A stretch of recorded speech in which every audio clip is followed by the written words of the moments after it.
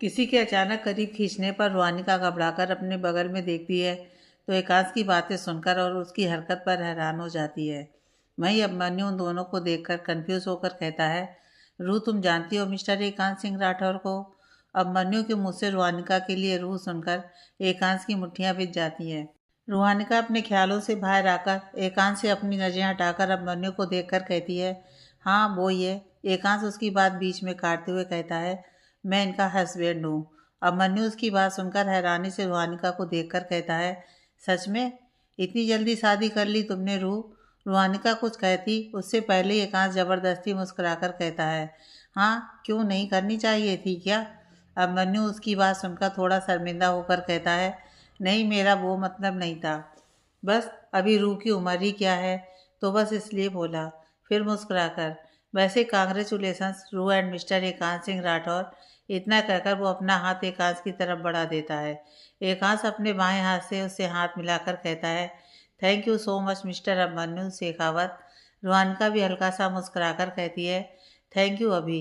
अभिमन्यु के लिए रूहानिका के मुंह से अभी सुनकर एकांश रूहानिका को घूरता है, फिर अभिमन्यु को ऊपर से लेकर नीचे तक घूरने लगता है।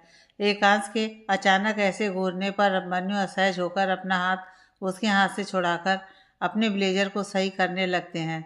वहीं रूहानिका एकांश के कान में फुसफुसाकर कहती है, क्या कर रहे हैं आप? उसे अनकंफर्टेबल लग रहा है।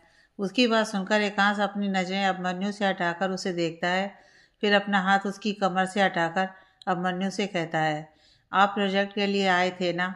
आपका प्रोजेक्ट चाचू देखेंगे, तो आप जाकर उनसे मिल लीजिए। उनका केबिन यहाँ से सीधे जाकर लेफ्ट पर पड़ेगा। उसकी बात सुनकर अभिमन्यु हाँ में सिर हिलाकर जाने लगता है। तभी रूहानिका उसे रोकते हुए कहती है, अरे रुक जाओ अभी, वैसे भी लंच टाइम है, तो चलें साथ में लंच करते हैं। मैं एक्स्ट्रा खाना लाई हूँ, तो तुम भी शेयर कर लेना। उसकी बात सुनकर एकांश नाराजगी से उसे देखता है, फिर वहाँ से अपने केबिन में चला जाता है। यह देखकर रूहानिका नाम सिर हिलाती है तो अभिमन्यु कहता है, शायद मिस्टर राठौर को मेरा आना पसंद नहीं आएगा। इट्स ओके, तुम जाओ। रूहानिका कहती है, अभी तुम्हें चलना पड़ेगा और उन्हें बुरा नहीं लगेगा, बल्कि उन्हें बहुत अच्छा लगेगा। वैसे भी हम इतने सालों बाद मिले हैं, तो चलो खूब बातें भी करेंगे। उसकी बात सुनकर अभिमन्यु सिर हिलाकर उसके साथ एकांश के केबिन में चला जाता है। वहीं एकांश अपने केबिन में चहलकदमी करते हुए खुद से कहता है, यह रुक कुछ ज़्यादा ही नहीं बात कर रही उस अभिमन्यु से, और उन्होंने आज तक मुझे बताया क्यों नहीं कि उनका कोई मेल फ्रेंड भी था। और तो और आज तक उन्होंने मुझे कभी निक नेम्स नहीं दिए, और उसे अभी कहकर बुला रही है, और अब उसे खाने पर भी बुला रही है। मुझे ना उससे बात ही नहीं करनी। अब इतना बोलकर वो अपनी चेयर पर बैठकर अपना लैपटॉप खोल लेता है और उसमें काम करने लगता है। तभी रूहानिका अभिमन्यु के साथ अंदर आती है, तो एकांश उन्हें इग्नोर करके अपना काम करने में लगा रहता है। रूहानिका अभिमन्यु को सोफे पर बैठने का कहकर एकांश के पास जाकर कहती है, एकांश जी चलिए खाना खा लीजिए। एकांश बिना उसे देखे अपने काम में ध्यान लगाते हुए कहता है, मुझे अभी भूख नहीं है, आप रख दीजिए, मैं बाद में खा लूँगा। रूहानिका उसका लैपटॉप बंद करके कहती है, बिल्कुल नहीं, चलिए अभी चलकर खाइए। उसके ऐसे हक जताने पर एकांश के चेहरे पर एक मुस्कान तर जाती है, पर वो उस मुस्कान को छिपाकर खड़े होकर बिना किसी भाव के कहता है, ठीक है, आप इतना कह रही हैं तो मैं खा लेता हूँ। इतना कहकर वो अभिमन्यु के सामने वाले सोफे पर जाकर बैठ जाता है, तो रूहानिका दोनों को खाना सर्व करती है, फिर एकांश के बगल में बैठती है। यह देखकर एकांश को अच्छा लगता है। अभिमन्यु कहता है, तुम नहीं खाओगी? रूहानिका कहती है, नहीं, मैं घर से खाकर आई हूँ। अभिमन्यु सिर हिलाकर एक बाइट खाते हुए कहता है, वाह कितना टेस्टी खाना है। वैसे आई कांट बिलीव इट कि ये तुमने बनाया है रूह, क्योंकि तुम तो हमेशा जला हुआ खाना बनाती थी, सिवाय मैगी के तुम्हें कुछ बनाना आता ही नहीं था। फिर ये चमत्कार कैसे हुआ? उसकी बात सुनकर एकांश को हंसी आ जाती है, जिससे रूहानिका उसे घूरती है, तो एकांश अपनी हंसी दबाते हुए खाना खाने लगता है। तो रूहानिका अभिमन्यु को घूरते हुए कहती है, अब मैं बड़ी हो गई हूँ इसलिए आता है, और पहले भी मैं अच्छा खाना ही बनाती थी, एटलीस्ट तुमसे तो अच्छा ही। वैसे ये खाना मैंने नहीं, मेड ने बनाया है। अभिमन्यु अगला बाइट खाते हुए कहता है, तभी तो मैं सोचूं ये खाना इतना टेस्टी कैसे है। उसकी बात सुनकर रूहानिका मुंह बना लेती है, तो अभिमन्यु कहता है, वैसे अंकल कहाँ हैं? दिखे नहीं यहाँ। वो तो यहीं जॉब करते थे ना। उसकी बात सुनकर रुहानिका की आंखों में नमी आ जाती है। वहीं एकांश के हाथ रुक जाते हैं। वो रुहानिका को देखकर उसके हाथ पर अपना हाथ रखकर हल्का सा दबाव डालता है तो रुहानिका अपनी नमी छिपाकर रुंधे गले से कहती है, पापा अब नहीं रहे। अब मन्नू उसकी बात सुनकर शॉक्ड होकर कहता है, वाट, कब हुआ ये और कैसे हुआ? एकांत शुरू से लेकर अंत तक सब कुछ अब मन्नू को खुद बताता है, क्योंकि उसे पता था रुहानिका खुद नहीं बता पाएगी। सब जानकर अब मन्नू कहता है, इसका मतलब आपकी और रूह की शादी फोर्स्ड मैरिज है। उसकी बात सुनकर एकांत गुस्से में अपनी मुट्ठियां भींचते हुए दांत पीसकर कहता है, फोर्स नहीं, अरेंज मैरिज है। आई होप अब आप दोबारा इसे फोर्स मैरिज नहीं कहेंगे। अब मन्नू उसका रिएक्शन देखकर शर्मिंदगी से कहता है, आई एम सॉरी, मेरा वो मतलब नहीं था। एकांश उसे इग्नोर करके रुहानिका से कहता है, रूह अब आप घर जाइए, वैसे भी काफ़ी टाइम हो गया है, नीचे ड्राइवर तो है ना, या मैं चलूँ आपको घर छोड़ने? रुहानिका सारे टिफिन समेटते हुए कहती है, नहीं, नीचे ड्राइवर है। एकांश से हिलाकर उसकी मदद करता है बर्तन समेटने में। फिर सब समेटकर रुहानिका खड़े होकर अब मन्नू से कहती है, अच्छा, अभी कभी आना राठौर मेंशन में, तुम्हें सबसे मिलवाऊंगी। अब मन्नू भी खड़े होकर मुस्कुराकर कहता है, वाई नॉट, जल्दी आऊँगा। रुहानिका उसको बाय करती है तो एकांश हैंड वॉश करके रुहानिका के साथ नीचे तक जाता है उसे छोड़ने। एकांश और रुहानिका के केबिन से बाहर निकलते ही सारे एम्प्लॉयज़ उन्हें देखते हैं और आपस में खुसुर फुसुर करने लगते हैं तो एकांश बिना उन्हें देखे तेज आवाज़ में कहता है, आई होप आप सब यहाँ गॉसिप के अलावा काम भी करते होंगे। उसकी बात सुनकर सारे एम्प्लॉय अपना काम करने लगते हैं। एकांश रुहानिका का हाथ पकड़कर अपनी पर्सनल लिफ्ट के पास आता है और नीचे जाने के लिए बटन दबाता है और लिफ्ट के आने का इंतज़ार करने लगता है। रुहानिका उसे देखकर कहती है, आप नाराज़ हैं मुझसे? एकांश बिना उसे देखे कहता है, आपको इससे क्या मतलब है? आपका बेस्ट फ्रेंड अभी तो आपसे बात कर रहा है ना? रुहानिका उसकी बात सुनकर अपनी हंसी दबाते हुए कहती है, आपको जलन हो रही है क्या? एकांश उसे गहरी नज़रों से देखकर गहरी आवाज़ में कहता है, हाँ, हो रही है जलन, क्योंकि आप पर सिर्फ मेरा हक है और आपको मेरे अलावा कोई रूह बुलाए यह मुझे बिल्कुल भी मंजूर नहीं है, क्योंकि आप सिर्फ मेरी हैं और आपको रूह बुलाने का हक भी सिर्फ मेरा है। उसकी बात सुनकर रुहानिका को दिल ही दिल में बेहद खुशी होती है और वो एकांश की आंखों में झांकने लगती है। तभी लिफ्ट आती है और दरवाज़ा उनके सामने खुलता है तो एकांश रुहानिका का हाथ पकड़कर उसे अंदर ले जाता है।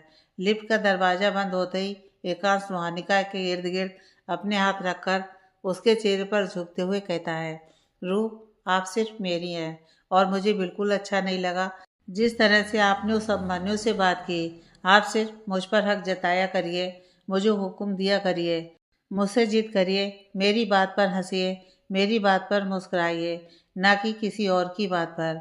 I really don't like it. अब आपने गलती की है तो पनिशमेंट भी मिलेगी ही। उसके ऐसे झुकने पर एकांश की सांसें रुहानिका के चेहरे पर पड़ती हैं, जिससे उसकी आंखें खुद ब खुद बंद हो जाती हैं और दिल की धड़कनें तेज हो जाती हैं। पर पनिशमेंट का नाम सुनकर रुहानिका अपनी आंखें खोलकर अपनी सांसों पर काबू पाकर उसे देखकर कहती है, कैसी पनिशमेंट? एकांश उसकी आंखों में देखते हुए उसके चेहरे की तरफ झुकने लगता है तो रुहानिका शर्माकर अपनी आंखें मूंद लेती है। एकांश रुहानिका को आंखें बंद करता देखकर हौले से मुस्कुराकर अपने हाथ से रुहानिका का गाल सहराकर उसका माथा चूमता है और कुछ देर ऐसे स्थिर खड़े रहने के बाद उससे दूर होकर अपना माथा उसके माथे से टिकाकर कहता है, आंखें खोलिए रूह, मैं बिना आपकी इजाज़त के आपके करीब नहीं आऊँगा। उसकी बात सुनकर रुहानिका अपनी आंखें खोलकर उसे देखकर कहती है, मुझे पता है, वैसे मुझे आपका करीब आना बुरा नहीं लगता और ना ही असहज महसूस करवाता है। एकांश अपना माथा हटाकर उसकी आंखों में देखकर कहता है, सच? रुहानिका सिर हिलाकर उसके गले लग जाती है। रुहानिका के ऐसे अचानक गले लगने पर एकांश हड़बड़ाकर खुद को और उसे संभालता है, फिर उसका सिर सहलाकर उसके बालों को चूमकर कहता है, आई लव यू रूह। उसकी बात सुनकर रुहानिका झट से उससे अलग होकर हैरानी से उसे देखती है तो एकांश मुस्कुराकर उसके गाल प्यार से सहलाकर कहता है, आई रियली डू, मैं अब और नहीं छिपा सकता इसे, इसलिए आपको बता दिया। आई नो आपको अभी मुझसे प्यार नहीं है, बट आई होप कभी ना कभी तो हो ही जाएगा, और अगर नहीं भी हुआ तो मैं हूं ना, मेरा प्यार ही काफ़ी है हम दोनों के लिए। जब आपको पहली बार रोते देखा था तभी मेरे दिल में अजीब से दर्द का एहसास हुआ था। जब भी आपके साथ होता हूँ सब भूल जाता है दिल, बस यही करता है कि आप बोलती जाओ और मैं सुनता जाऊँ। पर आप मुझसे बात नहीं करती थी, जिससे मुझे बुरा लगता था। पर मुझे पता था आपको समय चाहिए। जब मैंने आपका हाथ पहली बार पकड़ा तो दिल को एक सुकून सा मिला। आप वो पहली लड़की थी जिसके लिए मैं ये सब महसूस कर रहा था। आपको नहीं पता रू, आपने मेरे दिल का क्या हाल कर दिया है। ये आपके पास रहने को कहता है और आपसे दूर होने पर बेचैन होने लगता है। मैंने आज तक कभी किसी के लिए ऐसा महसूस नहीं किया। आपके गले लगने पर जो सुकून मिलता है मुझे, वो मुझे कभी नहीं मिला। आप मेरे लिए मेरी ज़िंदगी बन चुकी हैं रूह। सिर्फ मेरी ज़िंदगी ही नहीं, बल्कि आप मेरी जान बन चुकी हैं। आज आपको अभिमन्यु के साथ देखकर मुझे बुरा लगा, क्योंकि आप सिर्फ मेरी हैं ना, तो आप पर हक भी सिर्फ मेरा है। आई रियली लव यू रूह, I love U a lot. उसकी बातें सुनकर रोहानिका शॉक्ड हो जाती है। वो भी बोलना चाहती थी कि मैं भी आपको पसंद करती हूँ और अलग एहसास महसूस करती हूँ, पर वो एहसास क्या है वो मुझे नहीं पता। पर उसके मुंह से एक लफ्ज़ तक नहीं निकलता है, जिसे एकांश थोड़ा निराश होता है, पर फिर भी मुस्कुराकर चलिए हम फ्लोर पर आ गए हैं। उसकी बात सुनकर रोहानिका अपने ख्यालों से बाहर आकर सामने देखती है तो वाकई वो दोनों अपने फ्लोर पर आ चुके थे। एकांश रोहानिका का हाथ पकड़कर लिफ्ट से बाहर आता है और ग्राउंड फ्लोर से निकलकर बाहर आकर कार का दरवाज़ा खोलकर उसे बैठने का इशारा करता है, तो रोहानिका बिना कुछ बोले खामोशी से बैठ जाती है। एकांश दरवाज़ा बंद करके खिड़की से झांक कर कहता है, घर पहुंचकर मैसेज या कॉल कर दीजिएगा, बाय। रोहानिका बिना उसे देखे सिर हिलाकर धीरे से उसे बाय कहती है, तो एकांश दूर होकर खड़ा होता है, जिसे ड्राइवर कार स्टार्ट करके आगे बढ़ा देता है। रोहानिका के जाने के बाद एकांश काफ़ी देर तक वहीं खड़ा रहता है और उस जगह को देखता है जहाँ से रोहानिका की कार गई थी। उस जगह को देखकर एकांश फीका सा मुस्कुरा कर कहता है, आपको अब तक मुझसे प्यार नहीं हुआ रूह, पर कोई नहीं रूह, मैं भी एकांत सिंह राठौर हूँ। इतनी आसानी से हार नहीं मानूंगा। एक ना एक दिन आपको मुझसे प्यार जरूर होगा और मुझे उस दिन का बेसब्री से इंतजार रहेगा। इतना सोचकर वो इस बार खुलकर मुस्कुरा देता है, फिर वहाँ से वापस अपने केबिन में चला जाता है। केबिन में आकर एकांश को अभिमन्यु वहाँ नहीं दिखता, जिससे वो समझ जाता है कि अभिमन्यु रणविजय जी के पास गया होगा। यह सोचकर वो अपनी जगह पर बैठने को होता है कि उसका ध्यान टेबल पर रखे टिफिन बॉक्स पर जाता है। उसे देखकर एकांत खुद से कहता है, रू टिफिन यही भूल गई। कोई नहीं, मैं घर ले जाऊंगा। एक काम करता हूँ, आज रू को सरप्राइज देता हूँ और उनके साथ मूवी देखने जाऊंगा, पर उससे पहले अपना काम कर लेता हूँ। इतना कहकर वो जल्दी से काम खत्म करने लगता है। दूसरी तरफ रोहानिका राठौर मेंशन पहुंचकर जल्दी से कार से उतरकर तेज कदमों से अंदर जाने लगती है। तभी हॉल में बैठी स्वर्णा जी उसे देखकर कहती हैं, तुम आ गई रोहानिका, मैं तुम्हारा ही इंतजार कर रही थी। अंश ने खाना खा लिया? रोहानिका उनकी बात सुनकर हाँ में सिर हिलाकर कहती है, जी खा लिया। स्वर्णा जी उसका खाली हाथ देकर कहती हैं, तुम टिफिन नहीं लाई वापस? रोहानिका याद करते हुए अपने सिर पर हाथ मारकर कहती है, ओह सॉरी, मैं भूल गई। स्वर्णा जी मुस्कुराकर कहती हैं, कोई बात नहीं, अंश ले आएगा। अच्छा अब तुम जाकर आराम करो, मैं भी अपने रूम में जा रही हूँ। रोहानिका उनकी बात सुनकर हाँ में सिर हिलाकर ऊपर चली जाती है। कमरे में आकर रोहानिका अपना पर्स लिविंग रूम के सोफे पर फेंकते हुए वे तरतीबी से सोफे पर बैठ जाती है और आंखें मूंद लेती है। तभी उसे एकांश की बातें और नज़दीकियाँ दिखाई देती हैं, जिसे देखकर ही रोहानिका अपनी आंखें खोलकर अपने दिल पर हाथ रखकर खुद से कहती है, शांत हो जाओ, कितनी तेज आवाज़ कर रहे हो। आज एकांश जी कितनी आसानी से अपनी दिल की बात कह दी मुझसे, और एक मैं हूँ चाह कर भी कुछ बोल ही नहीं पाई। पर मुझे पता भी तो नहीं कि जो एहसास मैं महसूस करती हूँ वो कैसे एहसास हैं। कैसे पता लगाऊँ ये कैसे एहसास हैं? ये प्यार है या सिर्फ पसंद या फिर आदत है? क्या करूँ मैं? इतना कहकर वो अपना चेहरा लटकाकर बैठ जाती है। तभी कोई उसका रूम का डोर नॉक करता है, तो रोहानिका अंदर से कहती है, आ जाइए। रियान जल्दी से अंदर आकर कहता है, भाभी जैसा आपने कहा था मैंने शिव और न्यू को पढ़ाया, एंड यू नो व्हाट, उस समय मुझे वाकई श्रद्धा की याद नहीं आई। आई मीन शायद मैं व्यस्त था इसलिए ऐसा हुआ। आप क्या? इतना कहते ही उसका ध्यान रोहानिका पर जाता है, जो चेहरा लटकाकर बैठी थी। उसे ऐसे देखकर रियांश उसके बगल में बैठते हुए कहता है, भाभी क्या हुआ? रियांश की आवाज़ सुनकर रोहानिका अपने ख्यालों से बाहर आकर कहती है, क्या हुआ? रियांश उसे देखकर कहता है, आप ठीक तो है ना भाभी? रूहानिका उसकी बात सुनकर उदासी से कहती है, हाँ सब ठीक है, तुम बताओ क्या हुआ। रियांस कहता है, भाभी कुछ तो है, बताइए तो क्या हुआ।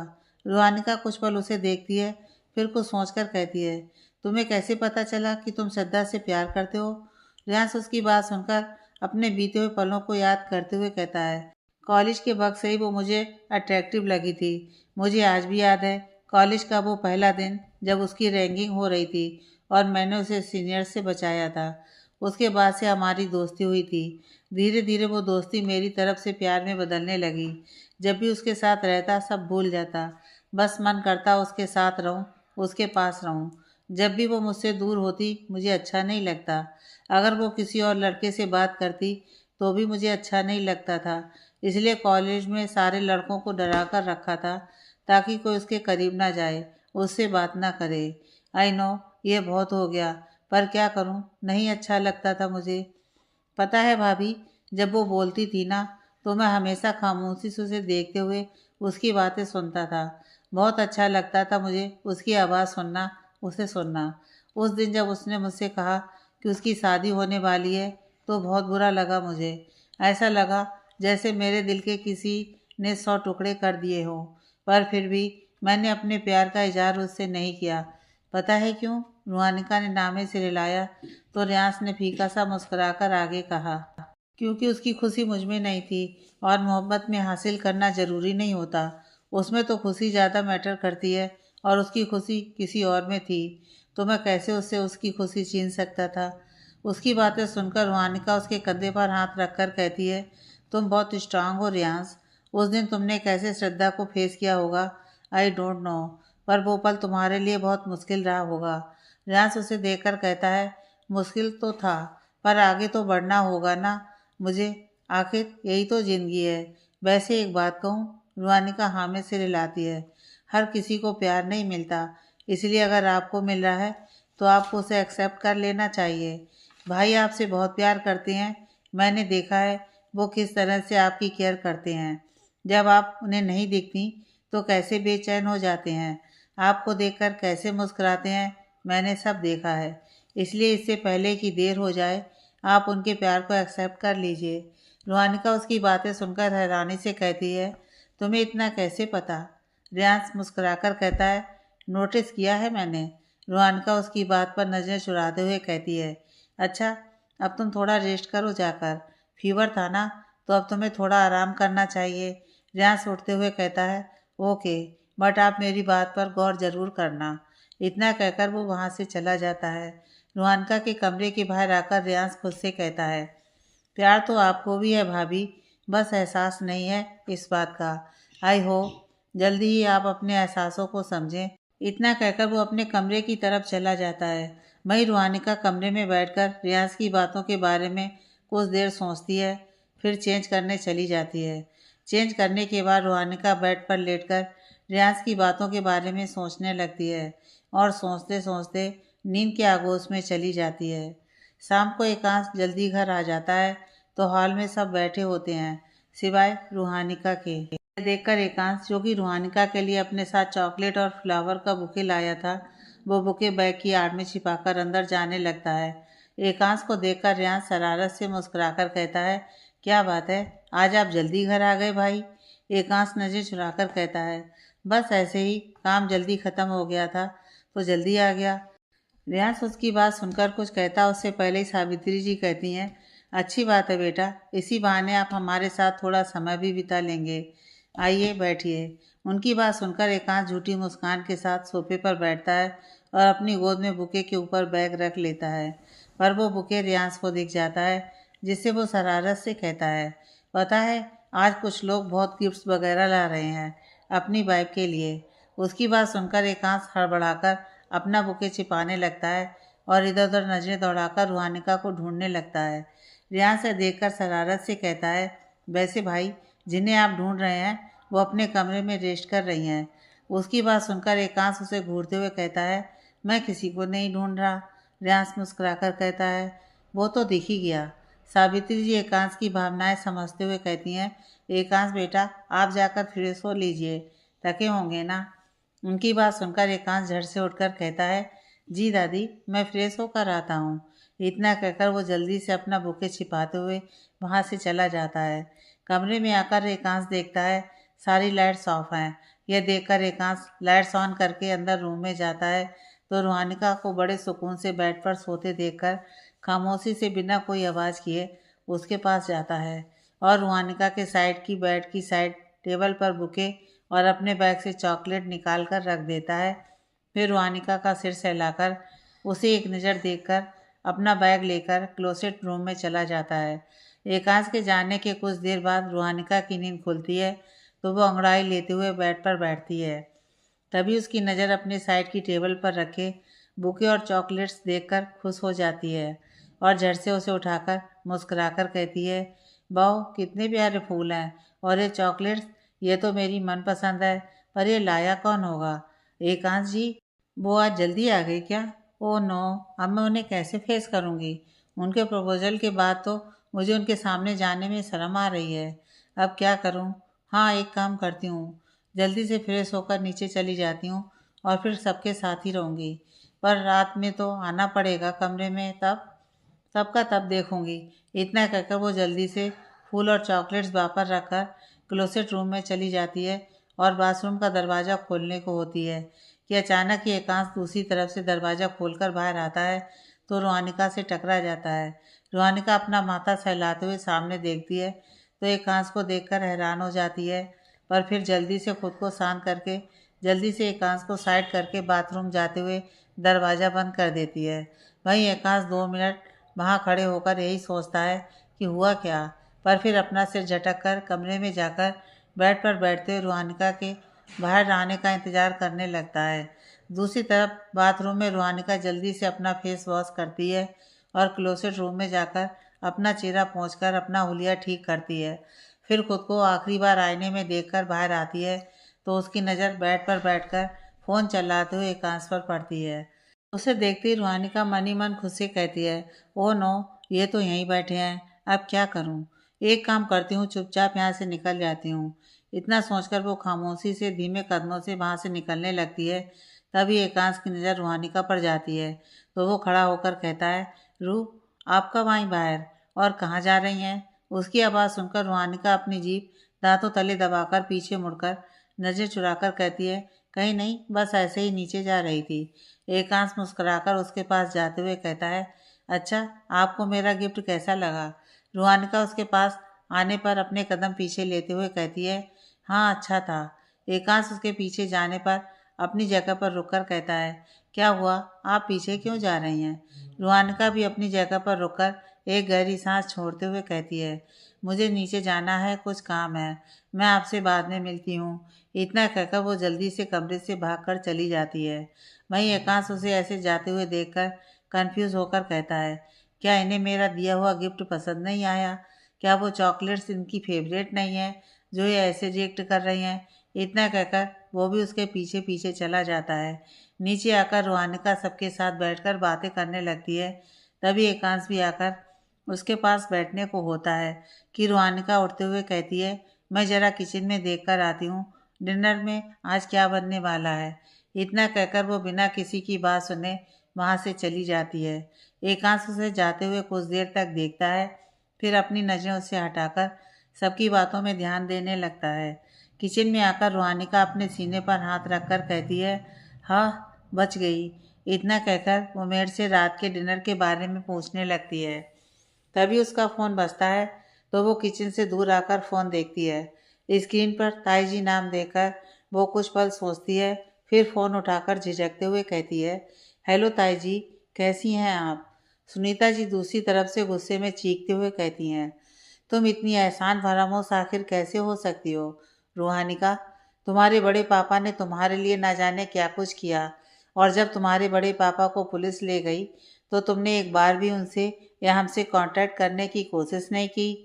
और आज तुम्हारे बड़े पापा की कोर्ट में पेशी थी, तब भी तुम नहीं आई।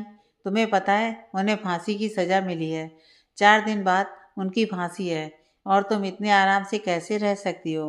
उनकी बातें सुनकर रूहानिका की आंखों में नमी आ जाती है और कांपते हुए कहती है, फांसी? सुनीता जी दूसरी तरफ से चिल्लाते हुए कहती हैं, हाँ फांसी। उन्हें फांसी मिल गई है। पर तुम्हें क्या, तुम तो अपनी ऐशो आराम की ज़िंदगी जियो, तुम्हें थोड़ी ना कोई फ़र्क पड़ता है। तुम चाहती तो एकांत से कहकर सब रुकवा सकती थी, पर तुमने ऐसा नहीं किया। तुम्हें पता है यह सब तुम्हारे पति का किया धरा है। उनकी वजह से मेरे पति मरने वाले हैं। तुम भी कभी खुश नहीं रहोगी रुहानिका। जैसे तुमने मेरी ज़िंदगी बर्बाद की है ना, वैसे ही तुम्हारी भी ज़िंदगी बर्बाद होगी। तुम बस देखती जाओ। भगवान तुम्हें तुम्हारे कर्मों की सज़ा ज़रूर देगा, और वो दे या ना दे, पर एक बात याद रखना, मेरे लिए तुम अब मर गई हो। आज के बाद तुम्हारा परिवार सिर्फ वो राठौर परिवार है। मुझसे या मेरे परिवार से अब तुम्हारा कोई वास्ता नहीं है। तुम्हें बर्बाद करके रहूँगी। रुहानिका, तुमसे तुम्हारी सारी खुशियाँ छीन ना ली तो मेरा नाम भी सुनीता विजेंद्र राजपूत नहीं। इतना कहकर वो कॉल डिस्कनेक्ट कर देती हैं। वहीं रुहानिका रोते हुए अपने फ़ोन को देखती हैं, फिर पीछे से दरवाजे से बिना किसी की नज़र में आए गार्डन में चली जाती है और जाकर वहां पड़ी बेंच पर बैठकर एकटक आसमान में चमकते सितारों को देखकर बिना आवाज के रोने लगती हैं। वहीं दूसरी तरफ बाकी सब लोग हॉल में बैठकर बातें कर रहे थे, पर एकांश को एक अलग सी बेचैनी महसूस हो रही थी। इसलिए वो अपनी नज़र दौड़ाकर किचन की ओर देखता है, पर जहां वो बैठा था वहां से कुछ भी दिखाई नहीं दे रहा था। एकांश उठते हुए कहता है, मैं पानी पी कर आता हूँ। इतना बोलकर वो बिना किसी की बात सुने वहां से चला जाता है, क्योंकि उसे पता था अगर वो वहां रुका तो रियांश उसे छेड़ने लगेगा। एकांश किचन में जाकर रुहानिका को वहां ना देखकर मेट से पूछता है, रुहानिका जी कहाँ हैं? मेट कहती है, सर वो तो कुछ देर पहले ही किचन से चली गई थी। उन्हें किसी का फ़ोन आया था, इसलिए वो बाहर चली गई थी बात करने। एकांश से रिलाकर किचन से बाहर आकर खुद से कहता है, पर रू तो बाहर आई ही नहीं, फिर वो कहाँ चली गई? इतना कहते ही उसकी नज़र पीछे के दरवाजे पर जाती है, जो कि खुला था। दरवाज़ा खुला देखकर एकांश उस तरफ जाता है और कुछ सोचकर गार्डन में चला जाता है। गार्डन एरिया में एकांश को रुहानिका बेंच पर बैठी दिखाई देती है, तो एकांश उसके पास जाकर उसकी बगल में बैठते हुए कहता है, यहाँ क्या कर रही हैं आप? मैं आपको कब से ढूंढ रहा था। उसकी आवाज़ सुनकर रुहानिका अपने आंसू पोंछती है, और तब तक एकांश उसके आंसू देख लेता है और बेचैन होकर उसका चेहरा अपनी तरफ करते हुए कहता है, क्या हुआ रूह, आप रो क्यों रही हैं? किसी ने कुछ कहा है क्या? बोलिए। रुहानिका उसकी आंखों में देखकर सिसकते हुए कहती है, मैं आप लोगों को नहीं खो सकती एकांश जी। इस परिवार ने मुझे क्या कुछ नहीं दिया। आप सबसे अलग होकर मैं जी नहीं पाऊंगी। आखिर आप सबके अलावा है ही कौन मेरा इस दुनिया में? पापा भी चले गए मुझे अकेला छोड़कर। मम्मा वो तो कभी साथ रही ही नहीं, और दादी ने कभी प्यार किया ही नहीं। अब जब मुझे फाइनली एक परिवार मिला है, तो क्यों सब मुझे उससे दूर करना चाहते हैं? थक चुकी हूँ मैं ऐसी ज़िंदगी जीकर जिसमें सिवाय दर्द और तकलीफ़ के कुछ है ही नहीं। 2 पल खुश होती हूँ तो डर लगता है कहीं अगले पल कुछ ऐसा ना हो जाए कि मेरी खुशी मातम में बदल जाए। इस ज़िंदगी से मैं तंग आ चुकी हूँ एकांश जी। मैं भी हर नॉर्मल इंसान की तरह जीना चाहती हूँ। मैं भी चाहती हूँ कि सब मुझसे प्यार करें, मुझे भी खुशियाँ मिलें, मैं भी बाकी लोगों की तरह खुश रहूँ और इस दर्द और तकलीफ़ से छुटकारा पाऊँ। एक फीकी मुस्कुराहट के साथ, पर शायद ये मेरी किस्मत में नहीं है। शायद भगवान ने मेरी किस्मत में कभी खुशी लिखी ही नहीं है। उन्होंने मेरी किस्मत में सिर्फ दुख, दर्द और तकलीफ़ें ही लिखी हैं। इतना कहकर वो रो पड़ती है। एकांश उसकी बातें सुनकर नम आंखों से उसे देखता है, फिर रुहानिका का चेहरा अपने हाथों में भरकर कहता है, किसने कहा रूह कि आपके पास खुशियाँ नहीं हैं? एक बात याद रखिएगा रूह, जब तक मैं आपके साथ हूँ, आपको कोई दर्द, कोई तकलीफ छू भी नहीं सकती। मैं आप पर आँच भी नहीं आने दूंगा रूह, और यह एकांत सिंह राठौर का वादा है। रूहानिका एकांत सिंह राठौर से। उसकी बात सुनकर रूहानिका उसे कुछ पल देखती है, फिर आगे बढ़कर अचानक उसके सीने से लग जाती है, जिससे एक पल को एकांत खुद को संभाल नहीं पाता, पर फिर खुद को संभालते हुए रूहानिका को थाम लेता है। रूहानिका कुछ देर उसकी बाहों में रोती है, फिर कुछ समय बाद एकांत उसे खुद से अलग करके उसके आंसू पोंछकर कहता है, अब बताइए, अचानक ऐसा क्या हुआ जो आप यह सब सोचने लगीं? अभी कुछ देर पहले तो सब ठीक था, फिर अचानक क्या हो गया? एकांश की बात सुनकर रूहानिका उसे सुनीता जी की कॉल के बारे में सब कुछ बताती है।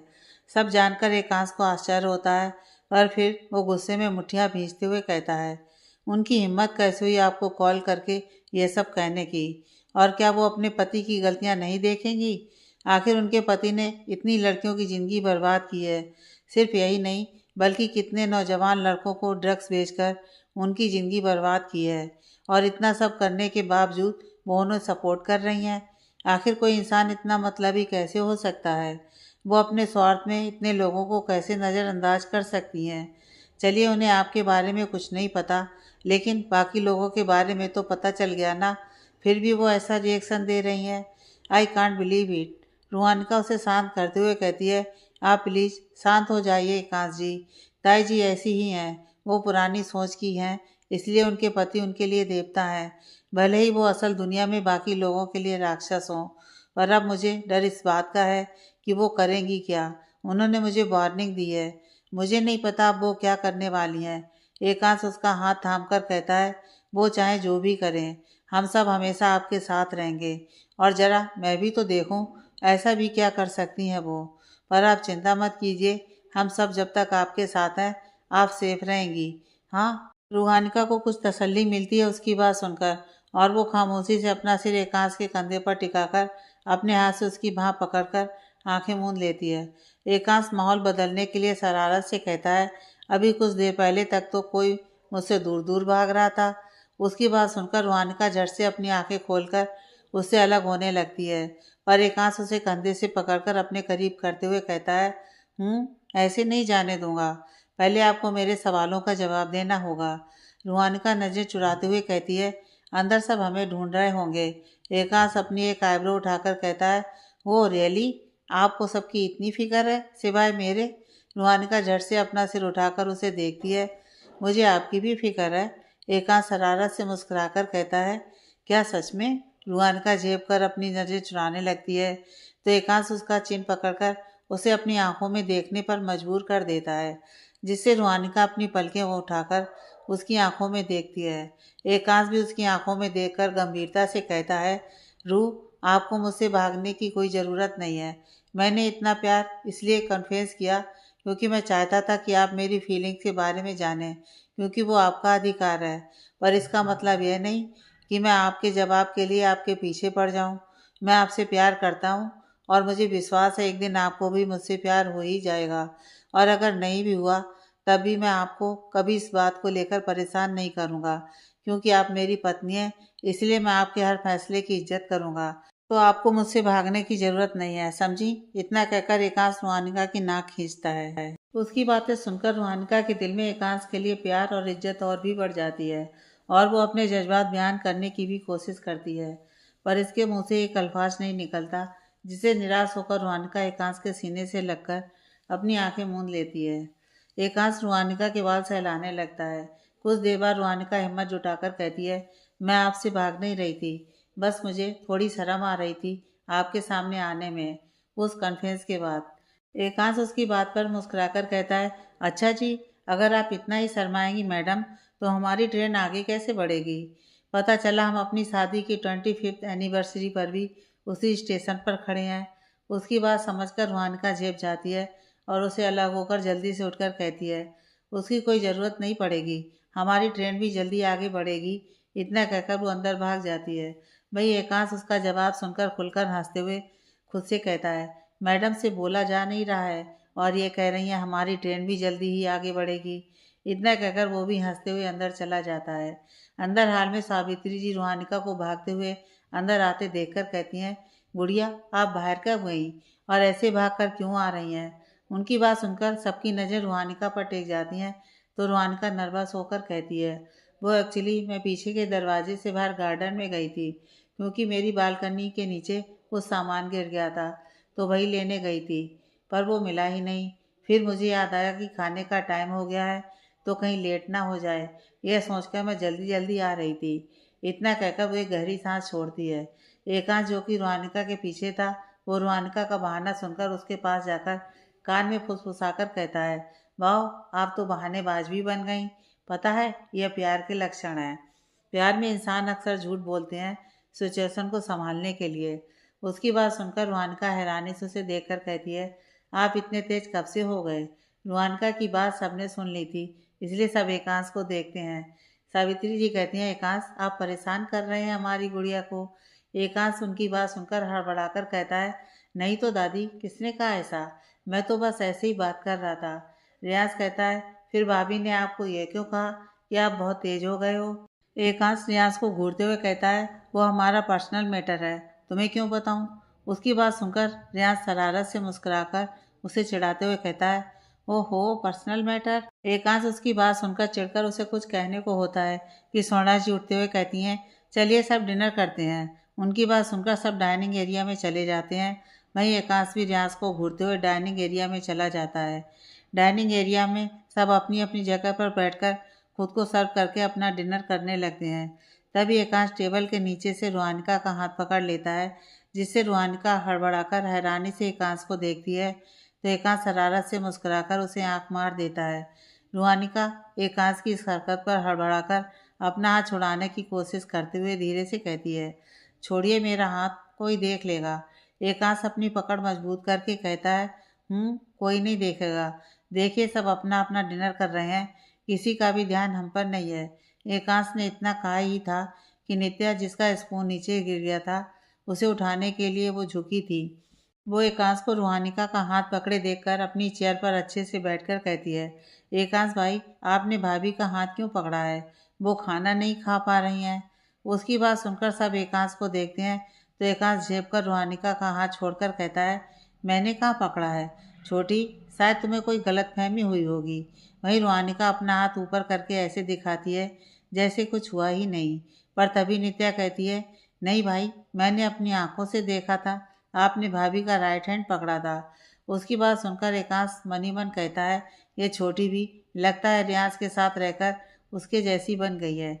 इतना कहकर वो झूठी मुस्कान के साथ कहता है, आई थिंक तुम्हें कन्फ्यूज़न हो रहा है।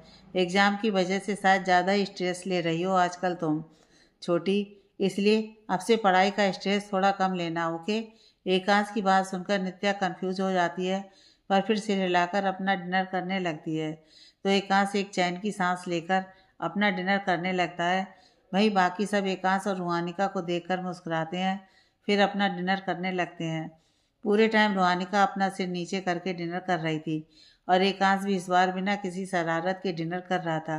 डिनर करने के बाद रुहानिका जल्दी से अपने कमरे में चली जाती है।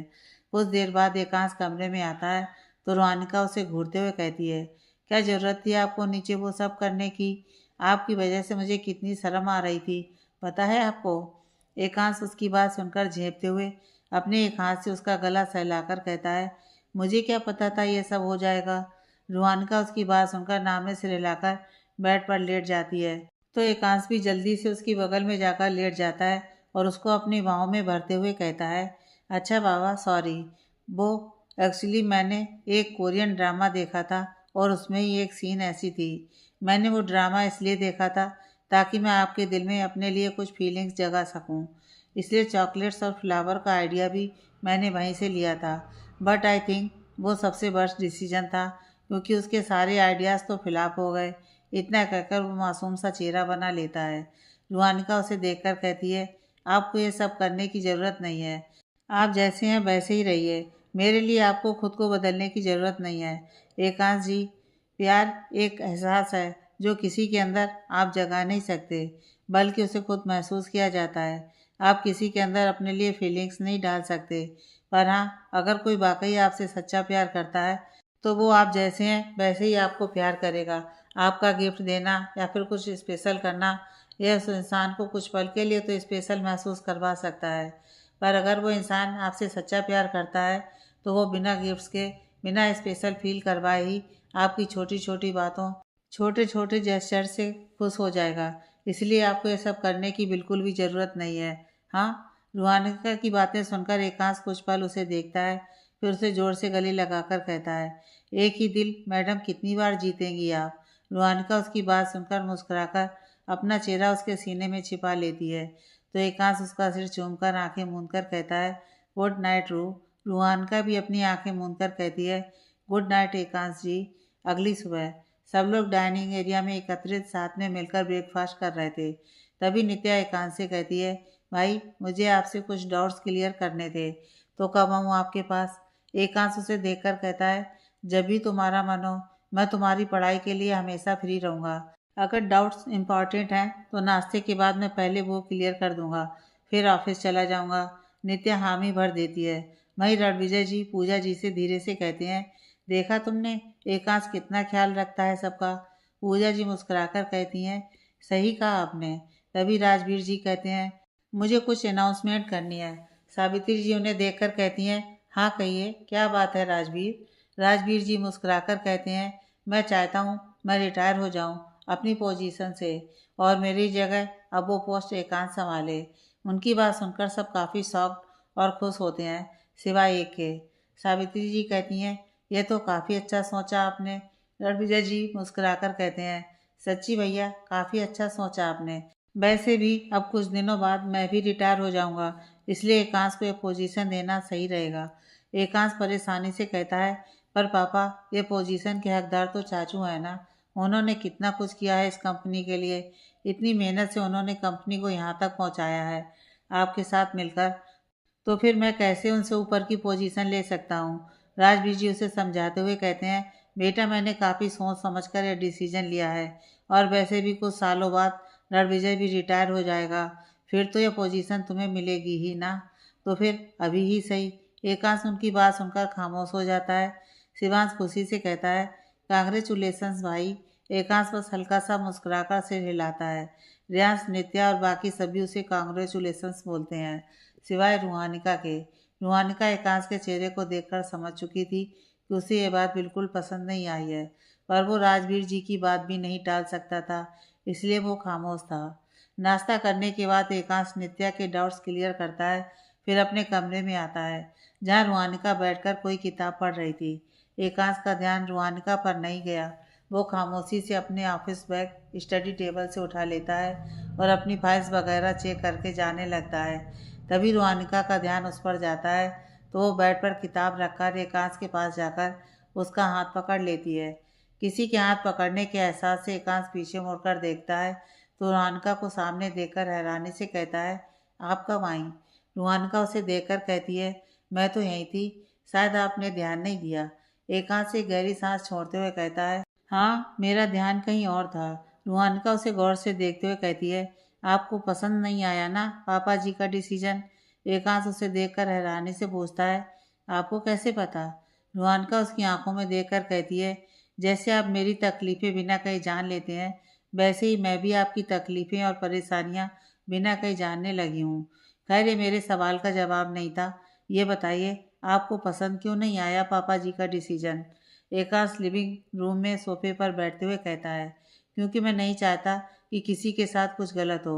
रूह, उस कंपनी के चेयरमैन की पोजीशन पापा के बाद अगर कोई डिजर्व करते हैं तो वो चाचू हैं। उन्होंने पापा के बाद उस कंपनी को इतनी ऊंचाई तक पहुंचाया है, जबकि मैंने तो कंपनी को सिर्फ कुछ सालों पहले ज्वाइन किया था।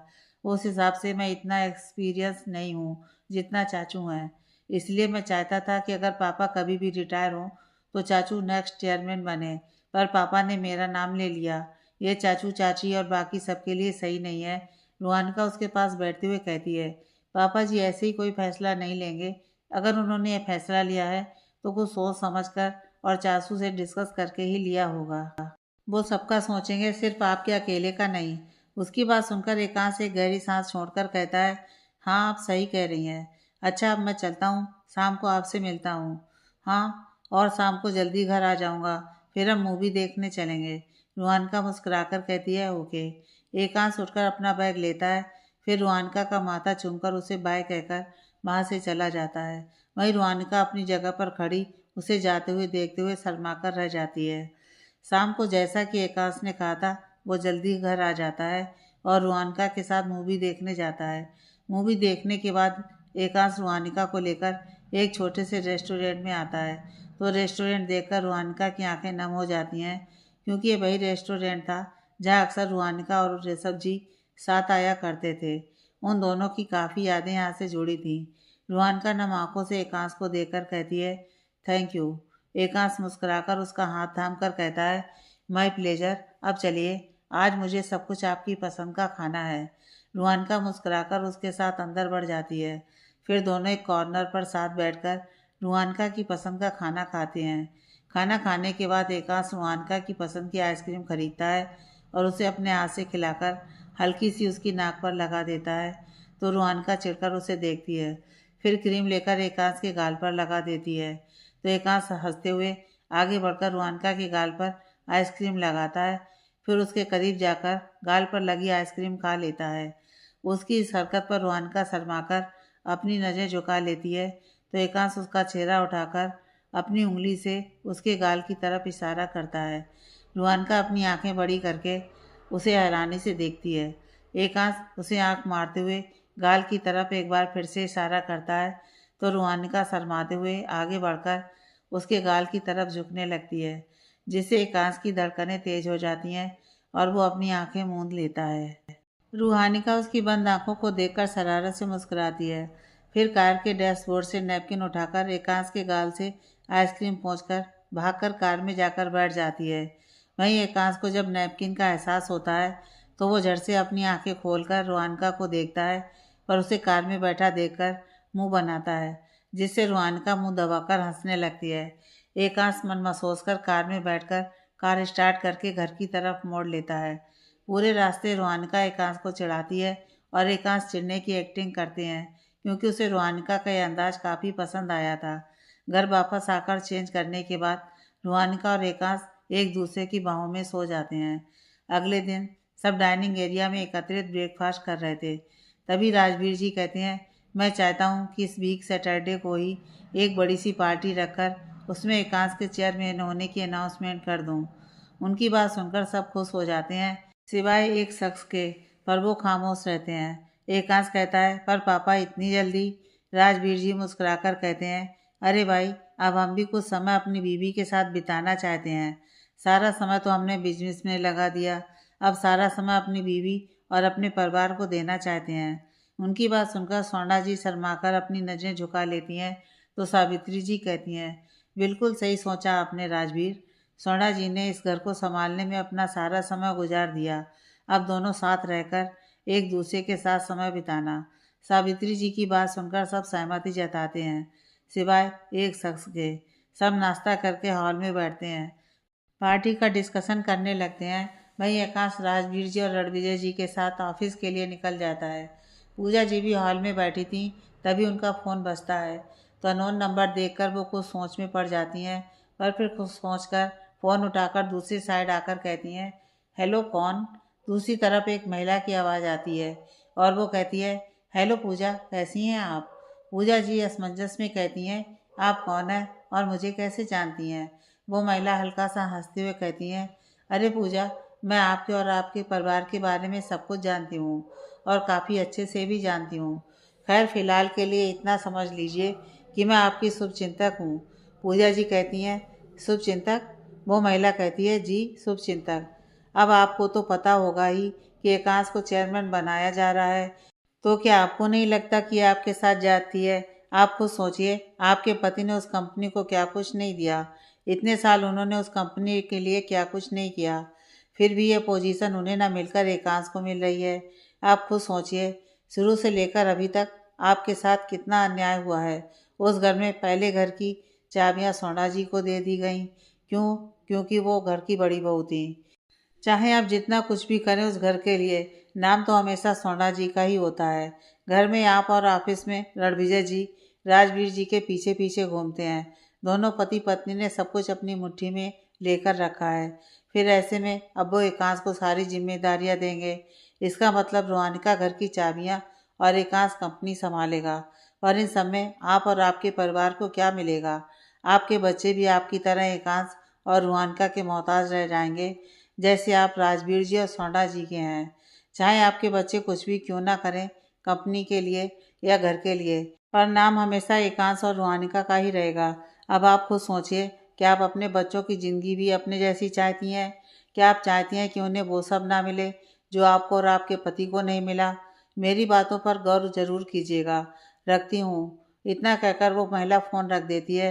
वहीं पूजा जी उस महिला की बातें सुनकर किसी गहरी सोच में डूब जाती हैं। सोना जी की आवाज़ देने पर पूजा जी वापस हॉल में जाकर उनके पास बैठ जाती हैं। शाम को सारे जेंट्स घर आते हैं तो फ्रेश होकर सब साथ बैठकर पार्टी की तैयारियां करने लगते हैं। पर इन सब में पूजा जी काफ़ी खामोश हो चुकी थी। जहाँ सब आपस में बात करते हुए सारे काम कर रहे थे, वहीं पूजा जी गुमसुम सी बैठी थी। उन्हें गुमसुम देखकर सावित्री जी कहती हैं, छोटी बहू क्या बात है, आज आप बड़ी चुप चुप हैं? पूजा जी धीरे से कहती हैं, ऐसी कोई बात नहीं है माँ जी, बस थोड़ी थकान हो रही है। सावित्री जी कहती हैं, तो आप जाकर आराम कर लीजिए। पूजा जी सिर हिलाकर उठती हैं और अपने कमरे में चली जाती हैं। बाकी सब फिर से अपने अपने काम में व्यस्त हो जाते हैं। देखते ही देखते डिनर का समय हो जाता है। तो सावित्री जी एक सर्वेंट से पूजा जी को बुलाने को कहती हैं। सर्वेंट कुछ समय बाद वापस आकर कहती है, छोटी मालकिन दरवाज़ा नहीं खोल रही हैं। बड़ी मैडम, शायद वो सो रही हैं। सावित्री जी सिर हिलाकर उसे जाने को कहती हैं और बाकी सबको डिनर करने को कहती हैं। सब मिलकर डिनर करते हैं, फिर अपने अपने कमरे में चले जाते हैं। रणविजय जी अपने कमरे में आकर पूजा जी को देखते हैं, जो उनके आते ही सोने का नाटक करने लगी थी। रणविजय जी पूजा जी का माथा छूकर उनका टेम्परेचर चेक करते हैं, पर टेम्परेचर नॉर्मल महसूस करके रणविजय जी खामोशी से जाकर पूजा जी की बगल में लेट जाते हैं और थकान की वजह से जल्दी ही नींद के आगोश में समा जाते हैं। रणविजय जी के सोने के बाद पूजा जी उठकर उन्हें कुछ पल देखती हैं, फिर बालकनी में जाकर बैठ जाती हैं और उस महिला की बातों के बारे में सोचने लगती हैं। दूसरी तरफ एकांश और रूहानिका अपने कमरे में बेड पर एक दूसरे की बाहों में लेटे थे। तभी एकांश उसके बाल सहलाते हुए कहता है, रूह, एक बात पूछूं? रूहानिका कहती है, हाँ। एकांश कहता है, आपने जॉब दोबारा ज्वाइन करने के बारे में क्या सोचा है? रूहानिका उसकी बात सुनकर अपना सिर उसके सीने पर टिकाकर उसे देखकर पूछती है, आज अचानक ये सवाल क्यों? एकांश उसे देखकर कहता है, पूछना तो बहुत पहले से चाहता था, पर कभी मौका नहीं मिल पाया। खैर, आप वो सब छोड़िए और ये बताइए कि आपने क्या सोचा है अपनी जॉब के बारे में। रूहानिका मुस्कुराकर कहती है, मैं दोबारा स्कूल ज्वाइन नहीं करना चाहती, बल्कि मैं चाहती हूँ कि जितनी भी पापा की एफडी और बैंक बैलेंस है, उससे अपना एक एनजीओ खोलूँ, जिसमें हाउसवाइफ, बुजुर्ग महिला और ऐसी लड़कियाँ आएंगी जिन्होंने अपनी ज़िंदगी में काफ़ी कुछ सहा है। एकांश को देखकर, जिनके ऊपर एसिड अटैक होता है या फिर जिनका रेप होता है, उनके लिए ज़िंदगी जीना काफ़ी मुश्किल हो जाता है। अक्सर लड़कियां यह सब होने के बाद सुसाइड कर लेती हैं और मेरा एनजीओ इन लड़कियों की मदद करेगा। उन्हें डिप्रेशन के निकालने के साथ साथ काम भी देगा, जिससे वो भी समाज में सिर उठाकर जी सकें और अपने हक के लिए लड़ सकें।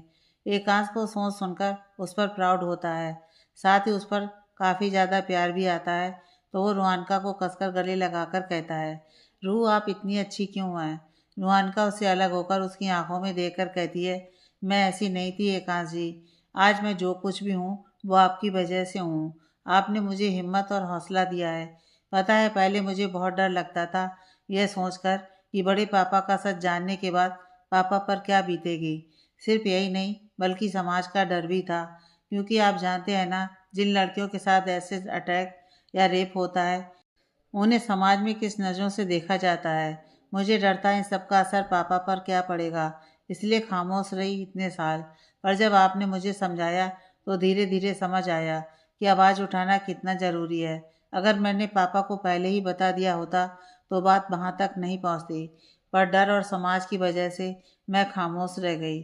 सच कहूँ तो आज जितना हौसला हिम्मत मेरे अंदर है, वो सब आपकी वजह से है। आपने मुझे आज काफ़ी स्ट्रांग बना दिया है, बस इसलिए मैं सबकी मदद करना चाहती हूँ। उसकी बातें सुनकर एकांश उसका हाथ चूमते हुए कहता है, यह सब मेरी वजह से नहीं हुआ, बल्कि आप खुद स्ट्रांग थी, बस आपको अब पता चला है। और मुझे अच्छा लगा ये जानकर कि आप बाकी लड़कियों की मदद करना चाहती हैं। अच्छा, फिर कब एनजीओ खोलने का सोचा है? रूहानिका कुछ सोचकर कहती है, अभी नहीं, अभी कुछ समय मैं आप सबको देना चाहती हूँ, क्योंकि एक बार एनजीओ शुरू हो गया फिर मुझे समय नहीं मिल पाएगा। एकांश उसकी बात समझकर कहता है, ओके, बट जब भी आपका मन करे आप मुझे बता देना। सारा प्रोसेस मैं खुद करवा दूंगा, ताकि आपको ज़्यादा परेशानी ना झेलनी पड़े। उसकी बात सुनकर रूहानिका सिर हिलाकर हामी भरती है और उसके सीने में अपना चेहरा छिपा लेती है। एकांश शरारत से कहता है, वैसे रूह, आजकल आप कुछ ज़्यादा ही क्लोज नहीं हो रही अपने पति से? हाँ। रूहानिका उसकी बात सुनकर अपना चेहरा उसके सीने से दूर करके उसे चिढ़ाते हुए कहती है, हाँ तो अपने ही पति से क्लोज होंगी ना, अभी से तो नहीं ना। उसकी बात सुनकर एकांश नाराजगी से उसे देखता है, फिर मुंह फेर लेता है।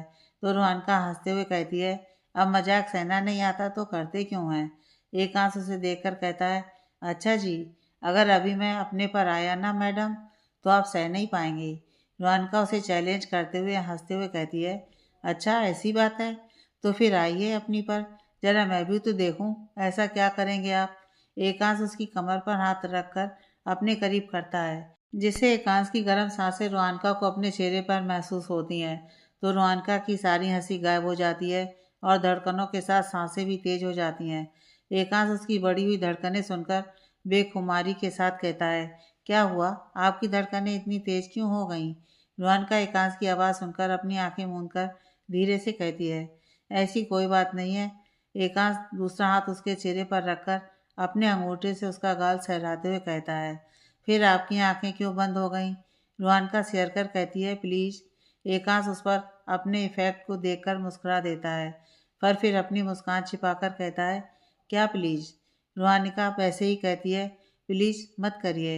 एकांश अनजान बनते हुए कहता है, पर मैंने किया क्या?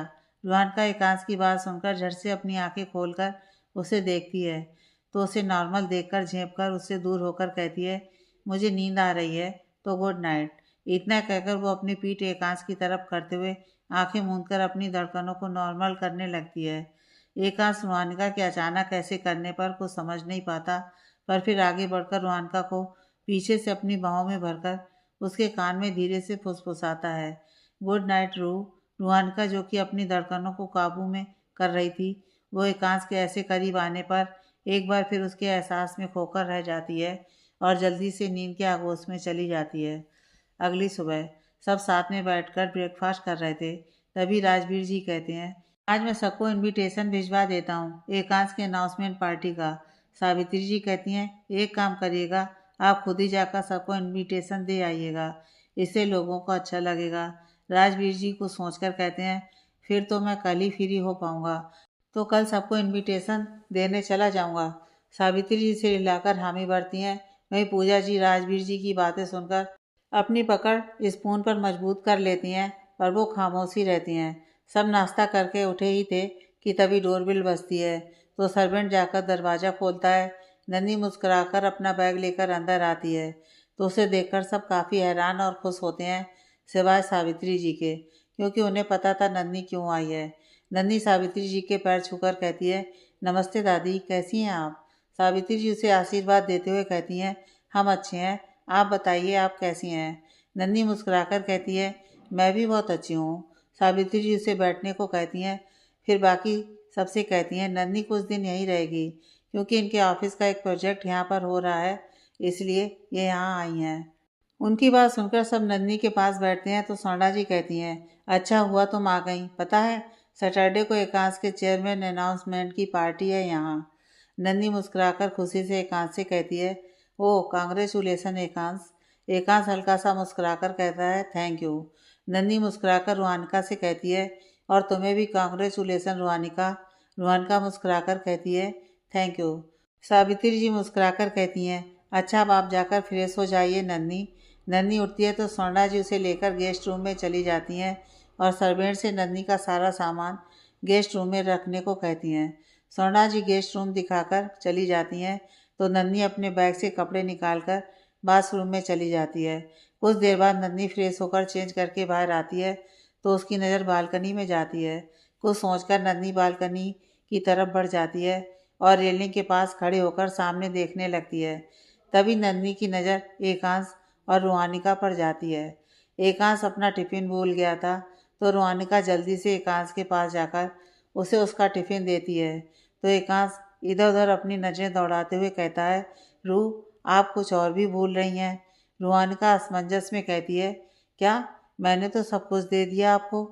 एकांश मुस्कुराकर जल्दी से झुककर रोहानिका के गाल अपने होठों से छू लेता है, जिससे रोहानिका शर्माकर कहती है, ये आप क्या कर रहे हैं? हम बाहर खड़े हैं, किसी ने देख लिया तो? एकांश उसे कमर से पकड़कर अपने करीब करके कहता है, डोंट वरी, कोई नहीं देखेगा। अब आप भी जल्दी से ये मुझे दे दीजिए, फिर मैं जाऊँ ऑफिस, वरना मैं लेट हो जाऊँगा ऑफिस के लिए। रोहानिका उसकी बात सुनकर शर्माकर कहती है, मैं कैसे? एकांश उसे देखकर कहता है, वैसे ही जैसे मैंने दिया आपको, जल्दी दीजिए वरना मुझे लेट होगा, फिर मुझे पापा की डांट खानी पड़ेगी और उसकी जिम्मेदार आप होंगी। उसकी बात सुनकर रोहानिका उसे एक नज़र देखती है, फिर आगे बढ़कर धीरे से एकांश के गाल अपने होठों से छूकर जल्दी से उसकी पकड़ से छूटकर अलग हो जाती है। एकांश पहली बार रोहानिका के होठों का स्पर्श महसूस करके सन्न रह जाता है। रुहानिका उसे ऐसे खड़ा देखकर शर्माकर उसे पुकारती है। पर जब एकांश कोई रिएक्शन नहीं देता तो रुहानिका उसे हिलाकर कहती है, एकांश जी। एकांश अपने ख्यालों से बाहर आकर खुशी से कहता है, आपने अभी मुझे किस किया? सच्ची? उसकी बात सुनकर रुहानिका को बहुत शर्म आती है, इसलिए वो वहाँ से जाने लगती है।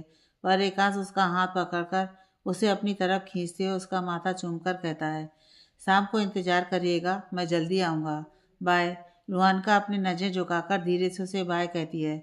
एकांश मुस्कुराकर नामे सिर हिलाकर अपनी कार में बैठकर वहाँ से चला जाता है। वहीं रुहानिका मुस्कुराकर उसकी कार जाते हुए कुछ देर तक देखती है, फिर अंदर चली जाती है। वहीं नन्ही ऊपर से उन दोनों के प्यार भरे पल देखती है तो उसकी आंखों में नमी और होठों पर एक छोटी सी मुस्कान आ जाती है। नन्ही नम आंखों से मुस्कुराकर कहती है, तुम मेरे तो कभी थे ही नहीं एकांश। मुझे खुशी है कि तुम्हें तुम्हारी सोलमेट मिल गई।